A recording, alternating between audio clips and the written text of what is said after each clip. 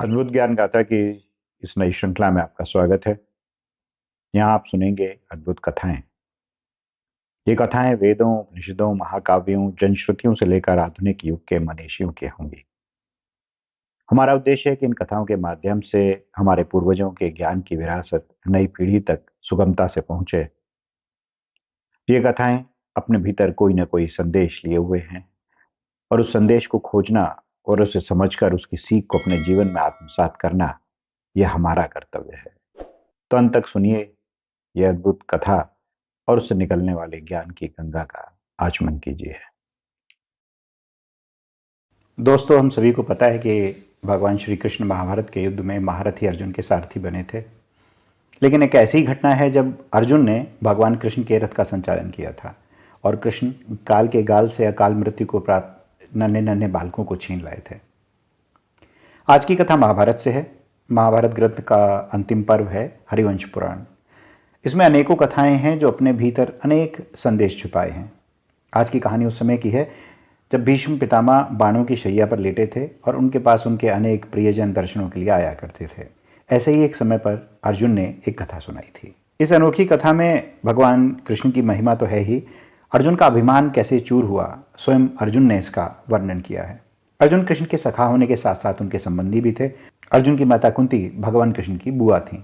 अर्जुन ने यह कहकर कथा प्रारंभ की, बहुत पहले की बात है, मैं अपने सगे संबंधियों से मिलने जुलने के लिए द्वारकापुरी गया हुआ था। एक दिन भगवान कृष्ण सोमयज्ञ का संकल्प लेकर बैठे ही थे कि एक ब्राह्मण उनके पास पहुंचा और कहने लगा, हे प्रभु रक्षा कीजिए, मेरी रक्षा कीजिए। भगवान बोले, हे द्विजश्रेष्ठ, बिना भय के बताएं कि आपकी किस प्रकार रक्षा करूं। भले ही कार्य कितना कठिन हो, लेकिन कहने से न डरो, तुम्हें किसका भय है। ब्राह्मण बोला, भगवान मेरे जब जब पुत्र पैदा होता है तब तब उसे काल हर कर ले जाता है।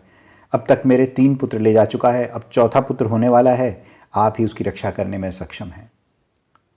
आज मेरी पत्नी का प्रसव होने वाला है, अतः आप चलकर वहां रक्षा कीजिए। मेरी ये संतान जैसे भी बच जाए, आप वह उपाय कीजिए। कृष्ण ने अर्जुन की ओर देखकर कहा, पार्थ, मैं तो यज्ञ की दीक्षा ले चुका हूं, लेकिन प्रत्येक परिस्थिति में ब्राह्मण की रक्षा तो करनी ही चाहिए। अर्जुन बोले, श्री कृष्ण का यह वचन सुनकर मैंने उनसे कहा, गोविंद, आप मुझे इस कार्य के लिए नियुक्त कीजिए, मैं इस ब्राह्मण की भय से रक्षा करूंगा। मेरे ऐसा कहने पर भगवान ने मुस्कुराकर कहा, क्या तुम रक्षा कर लोगे। उनकी ये बात सुनकर मैं लज्जित हो गया। तब मुझे लज्जित जानकर श्री कृष्ण ने कहा, हे कौरव श्रेष्ठ, यदि तुम रक्षा कर सको तो जाओ। और अर्जुन को निर्देश देते हुए उन्होंने कहा, महाबाहु बलराम और महाबली प्रद्युम्न को छोड़कर सभी महारथियों को ले जाओ और इस ब्राह्मण की रक्षा करो। अर्जुन विशाल सेना लेकर चल पड़े। कुछ देर में वे ब्राह्मण के गांव के पास पहुंच गए और उनकी सेना ने डेरा डाल लिया। तंबू तन गए, घोड़े विश्राम करने लगे और इसके बाद अर्जुन पूरी सेना के साथ गांव के भीतर घुसे। उसी समय कुछ अपशगुन होने लगे। भयानक पशु पक्षी सामने आए और डर पैदा करने वाली आवाज़ें निकालने लगे। धीरे धीरे जब सूर्य डूबा तो आकाश से उल्कापात होने लगा, पृथ्वी कांपने लगी। ये सभी अपशकुन भविष्य में होने वाली घटना की ओर संकेत कर रहे थे। जैसे ये सब देखकर अर्जुन ने अपने महारथियों से कहा कि वे सब अपने अपने रथ तैयार कर लें और स्वयं अर्जुन भी सुसज्जित हो गए। इस तरह आधी रात बीत गई। आगे की घटना के बारे में अर्जुन बताते हैं। आधी रात का समय बीत गया, तब ब्राह्मण भय से व्याकुल होकर हम लोगों के पास आया और भयभीत होकर बोला, मेरी ब्राह्मणी के प्रसव का समय आ पहुंचा है, आप लोग तैयार रहें जिससे फिर से कोई अनिष्ट ना हो जाए। हम सब तैयार थे। कुछ ही देर में घर के भीतर से ब्राह्मण के रोने की आवाज़ आई। लोग कह रहे थे, हाय, बालक को हमेशा की तरह हरण करके ले गया। कोई अदृश्य सत्ता उस नवजात बालक का अपहरण करके आकाश मार्ग से ले जा रही थी। आकाश से उस नन्हे शिशु के रोने की आवाज़ भी सुनाई दे रही थी, लेकिन किसी को कुछ नहीं दिखाई दिया।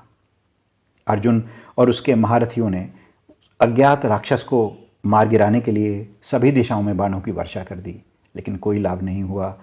बालक का अपहरण हो चुका था। अब अपने एक और बालक के इस तरह अपहरण से दुखी हुआ वह ब्राह्मण आया और क्रोध में भरकर अर्जुन को खरी खोटी बातें सुनाने लगा।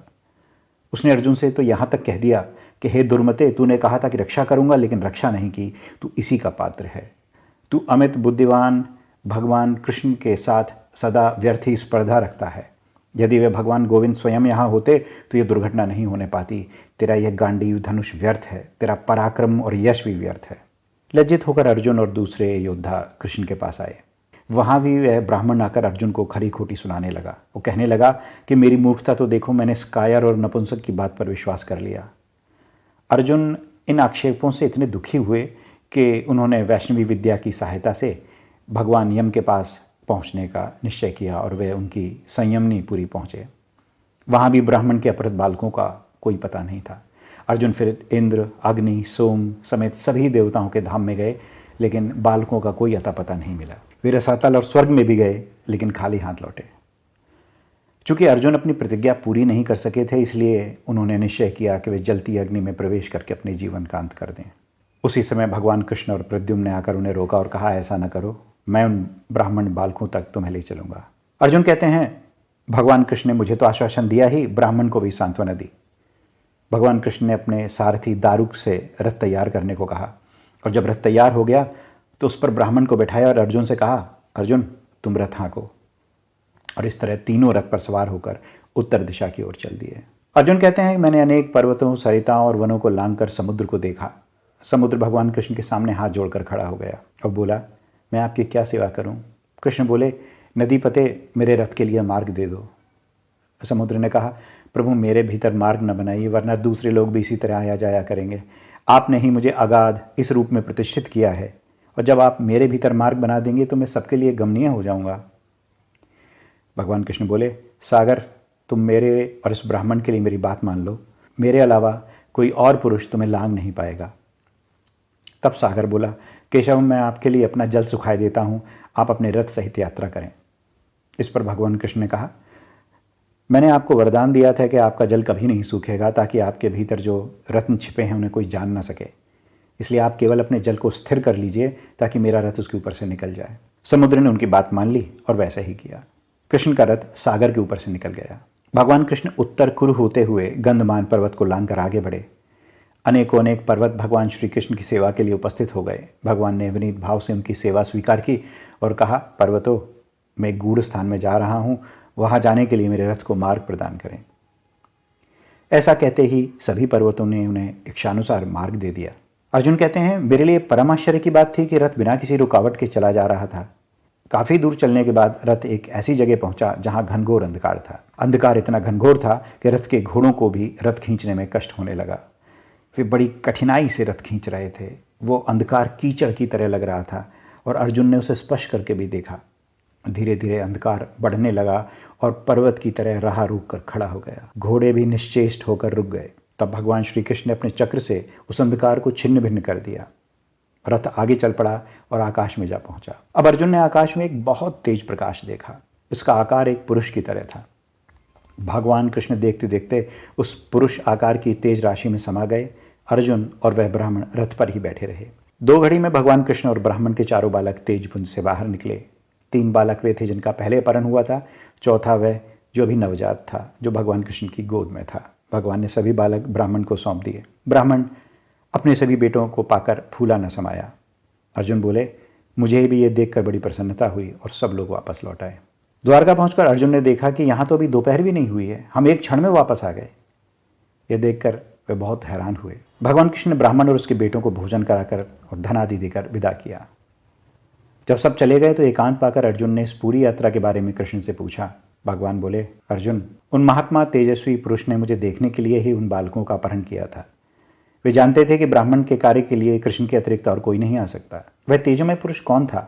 यह पूछने पर भगवान बोले, भरत श्रेष्ठ, तुमने जिन दिव्य तेजोमय महाब्रह्म का दर्शन किया वह मैं ही हूँ। वह मेरा ही सनातन तेज है। इतना ही नहीं, वे 7 समुद्र, 7 पर्वत और यहाँ तक की राह रोकने वाला वह अंधकारमय कीचड़ भी मैं ही हूँ। इस तरह भगवान श्री कृष्ण ने संक्षेप में अपने दिव्य स्वरूप का ठीक उसी तरह बखान किया जिसे महाभारत में विराट स्वरूप दिखाया था। अर्जुन ने उन्हें बारंबार नमस्कार किया। तो यह थी अद्भुत कथा ब्राह्मण के बेटों के अपहरण की, अर्जुन के अभिमान के चूर चूर होने की और भगवान कृष्ण के तेजोमय विराट स्वरूप के दर्शन की। मिलते हैं जल्दी एक नई कथा के साथ। आशा है आपको अद्भुत ज्ञान गाथा की नई प्रस्तुति अच्छी लगी होगी। अगर आप हमारे चैनल पर नए हैं तो हमारे चैनल को सब्सक्राइब कर लें। आपको हमारा वीडियो अच्छा लगा हो तो लाइक करें, शेयर करें और आपको कैसा लगा अपनी प्रतिक्रिया कमेंट में अवश्य दें। जय नित्यानंदाय। तो कैसी लगी आपको यह अद्भुत कथा? आशा है कि मनोरंजन और जिज्ञासा के ताने बाने के बीच में पिरोए हुए ज्ञान, विवेक और आध्यात्म के बहुमूल्य रत्नों को आपने पहचान लिया होगा।